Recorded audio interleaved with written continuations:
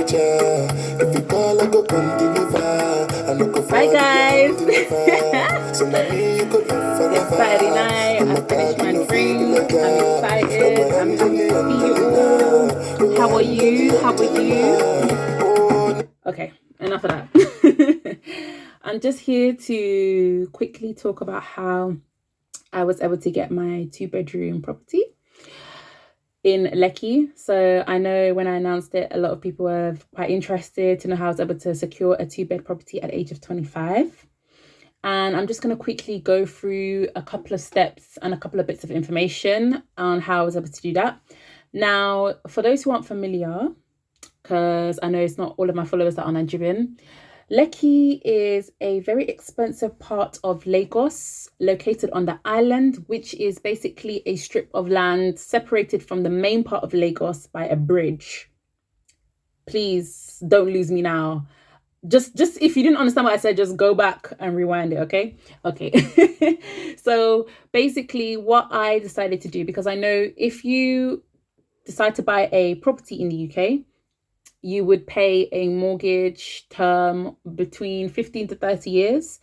But when you're buying a house in Lekki, it's a bit different. There's 2 ways of buying a house. So you can decide to, number 1, get a mortgage with one of your major banks in Lagos. So something like FCMB or First Bank. Or number 2, which is basically putting a down payment or deposit down from your savings and then paying the rest yourself as well. No bank loan, just to you. So I decided to go with number 2 because I'm crazy. So I put a 30% deposit down, and basically what that means is, because I decided to forego the banks, I have a smaller payment period. So my payment period is only 2 to 3 years, which is good because it decreases the amount of interest I pay overall for the house. One of the things that makes a mortgage extremely overbearing is the amount of years you pay back and the amount of interest you accrue, because there's so many years you pay back.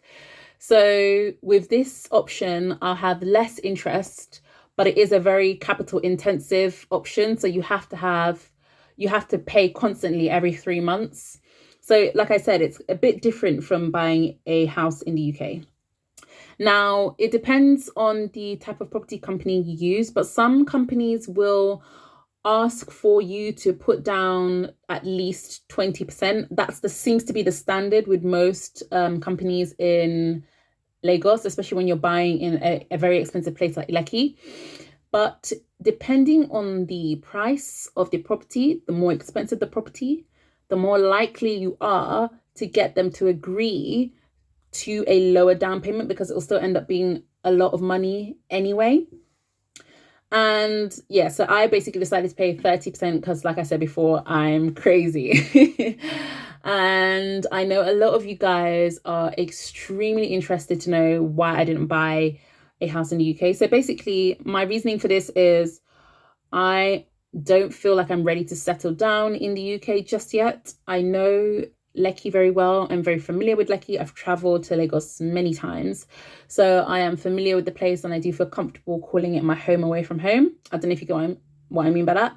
But with my abode in the UK, I basically just started out my career. So I didn't want this situation where I end up buying a house, moving companies, and then end up having to sell my house because I've moved halfway across the country.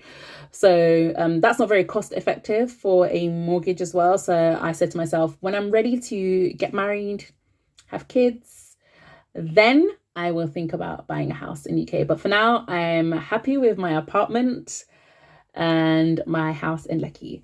So let's get down to the main juice of it, guys. I know what you guys really want to know, which is, how the hell did you manage to buy a property? Like, how the hell did you manage to get the money? That's the crux of it, right? Okay, so there were several ways I was able to do that.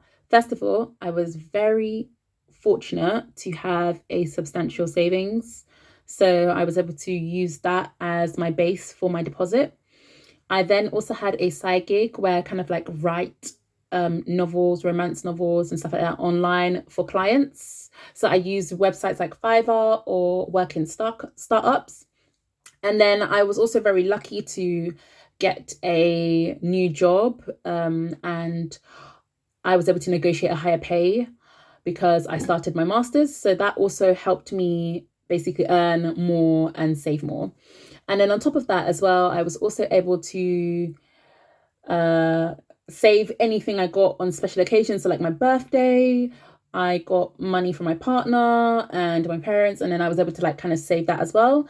And when I also got into my master's course, any financial gifts I got from family members, I was able to save that as well. So that all went into my savings for my down payment. Sorry, I don't know what that was.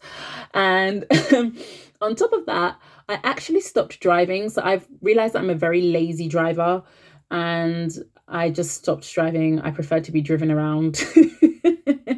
So I stopped driving, and that saved me a ton of money in road tax and insurance and fuel. And yeah, I work from home, so I don't really need my car. I didn't really need my car anymore. So yeah, those were all the ways I was able to like make my down payment. So I was able to basically pay 30% of the house already. So now all I have is 2 to 3 years left to pay, and then I will own the house outright. So don't be in a rush, guys. It took me time. I didn't just get here. It took me time before I got here. Like I had to work and I had to plan myself properly. So don't feel like you need to be in a rush. Do things at your pace always, and do what you can afford to do, because there's nothing worse than being house poor. There's nothing worse than being house poor, guys. So yeah, if you have any more questions, guys, do not hesitate to pop them down in the comment section.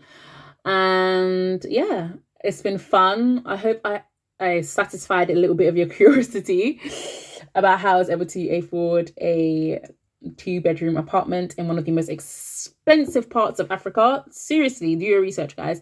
Or probably one of the most expensive parts in Nigeria.